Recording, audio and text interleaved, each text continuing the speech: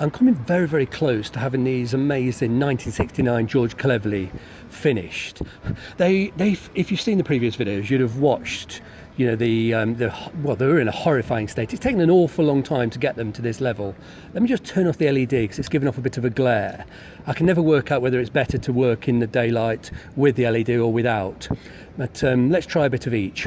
Now, these have yet to be polished. They haven't been polished. What I've done, if you've seen the previous videos, you'd have seen me doing all sorts to them, but the most recent is the moisturising, and it's taken a while to moisturise them, and I've spent a lot of hours just dry buffing that moisturiser and trying to press the skin back into flat and smooth. It was very rough, very sandy because of the resurfacing, and with the friction I've been able to, you know, just rub it, and the moisturiser plumps the surface of the skin. And I was complaining that there was a scratch. In fact, there it is, look. But it's not showing up as you have to really search for it. It's not showing up as much as I'd feared it might. But in certain lights, that scratch shows through.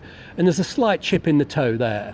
Now, that was a scratch that was somewhat deeper, and it cut into the fresh skin below what was the old crunchy surface.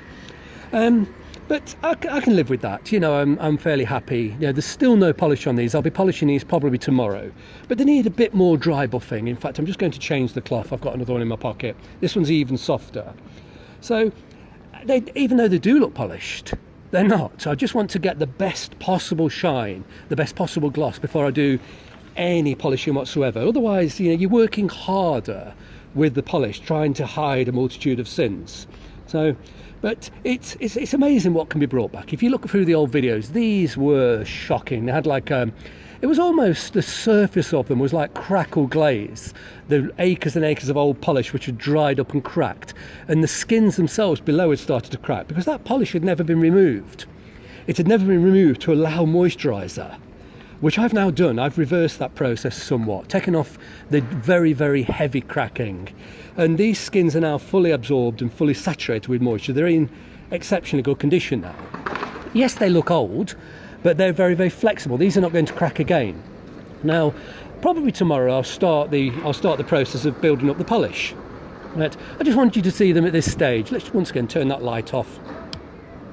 There we go. It's a dull day, so I can't work out whether they look better with or without the light. But looking the way I'm looking through the back of the screen in a little mirror, they look lovely with the reflection of the light or without it. You know, not the reflection, with the LED light. Sorry, I'm just so pleased with those. But yeah, they'll get better as I apply the polishes to those. They will come up truly stunning. They won't look new, but my goodness me, they'll look beautiful.